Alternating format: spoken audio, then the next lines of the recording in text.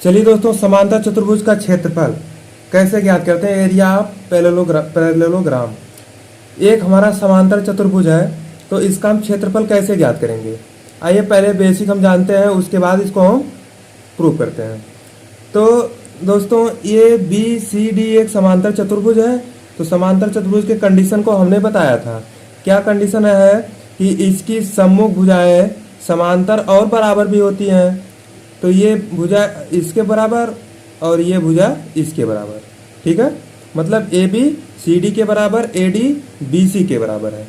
तो ये कंडीशन पता है और इसके कोणों का कंडीशन पता है, विकर्ण का कंडीशन पता है, लेकिन हमको ज्ञात क्या करना है कि इसका क्षेत्रफल क्या होगा, ठीक है। अब दोस्तों, आप करिएगा कि एक दफ्ती का समांतर चतुर्भुज काट लीजिए, ठीक है। अब क्या करेंगे कि यहां से देखिए, डी से हम क्या करेंगे, ए डी पर लंब डालेंगे। डी से ए डी पर लंब डालेंगे। लंब डालेंगे तो मतलब ये 90 डिग्री होगा। चलिए इसको कुछ मान लेते हैं यल, ठीक है। अब दफ्ती से आप बना करके चतुर्भुज को इस पार्ट को काट के निकाल लीजिए, ठीक है। इसी पार्ट को यहां पे जोड़ दीजिए।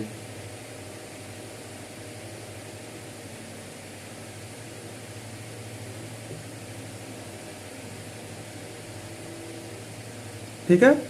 अब इसको हम मान लेते हैं यल डैश, ठीक है। अब जब इस पार्ट को काट करके यहां पे हम जोड़ दिए हैं तो क्या बन गया, एक आयत बन गया।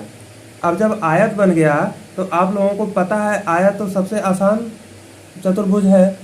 उसका जो है क्षेत्रफल क्या होगा, लंबाई गुणे चौड़ाई, ठीक है।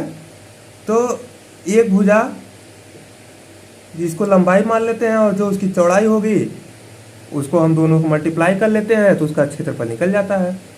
तो ये आपका चतुर्भुज इसका निकल गया, क्योंकि जो ये त्रिभुज है बन रहा है ए एल डी, ये त्रिभुज जो बन रहा है सेम इसके सर्वांग सम होगा, किसके, बी सी एल डैश के, ठीक है। चलिए इसको लिख देते हैं। चलिए दोस्तों, पहले क्या करते हैं, भुजा ए बी पर बिंदु डी से एक लंब डालते हैं।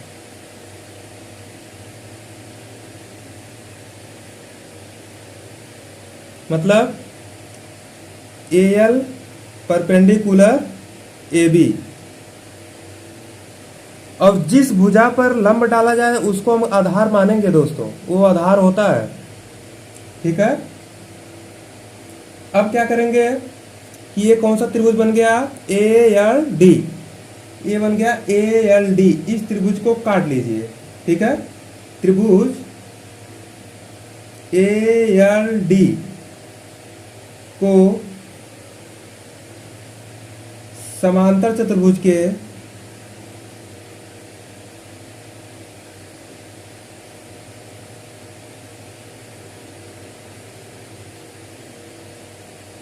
दूसरी तरफ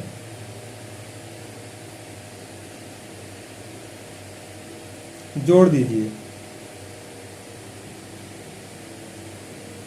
जोड़ने पर क्या बनेगा,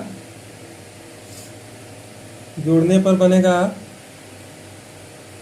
त्रिभुज बी एल डैश सी, त्रिभुज, या कह सकते हैं त्रिभुज बी सी एल डैश, ठीक है। जोड़ने पर त्रिभुज बी सी एल डैश बनेगा, ठीक है।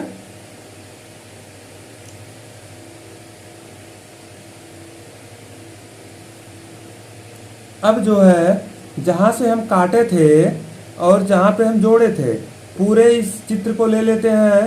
तो इस एरिया को हम क्या कहेंगे, अब D L L dash C एक आयत होगा, ठीक है। क्योंकि ये लंब था तो आयत में भी प्रत्येक कोण 90 डिग्री होता है, यहाँ पे जोड़ेंगे तो ये भी लंब होगा। ठीक है, जब ये लंब होगा, ये दोनों आयत बन गए हैं, तो हम आयत का जो क्षेत्रफल निकालना होता है तो हम जानते हैं, क्योंकि आयत का क्षेत्रफल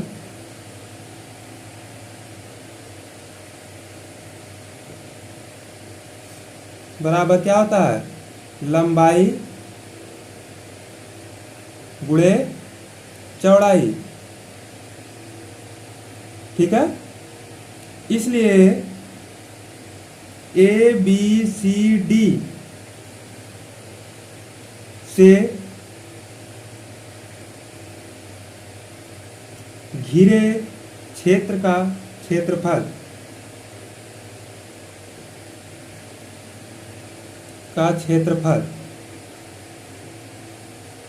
बराबर आयत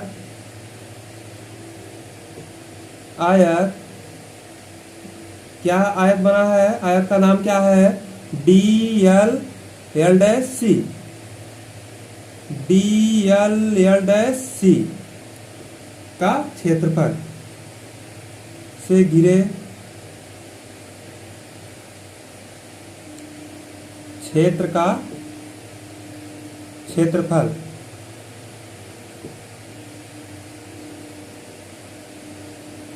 ठीक है, इतना समझ में आ गया। इसको हम लिख क्या सकते हैं, लंबाई गुणे चौड़ाई।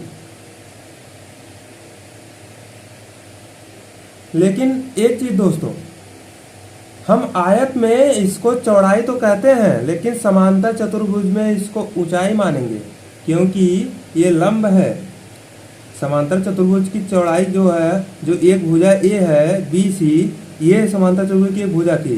ये तो ए सी और एल डैश एक आयत की भुजा है ना, तो इसको हम इसमें ऊंचाई कह सकते हैं। ठीक है, तो कह सकते हैं क्या, डी एल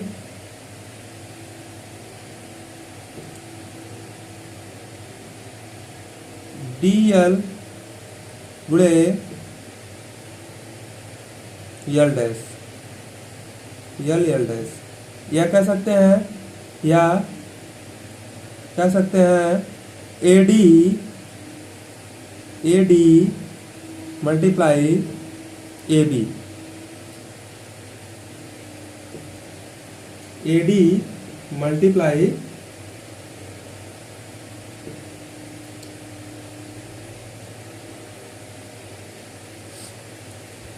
ए बी।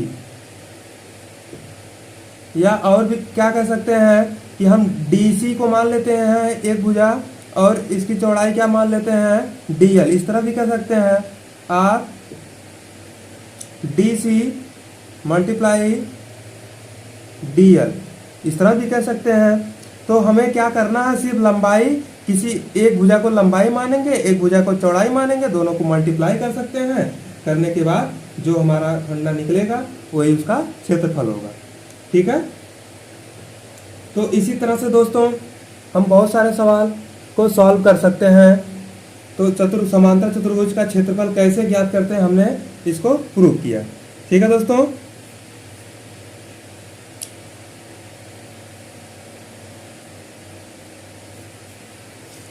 चलिए दोस्तों, बने रहिए हमारे चैनल पे। इसी तरह से हम बहुत सारे सवाल को लेके आएंगे, और इस वीडियो को अधिक से अधिक लोगों तक शेयर कीजिए दोस्तों। जय हिंद।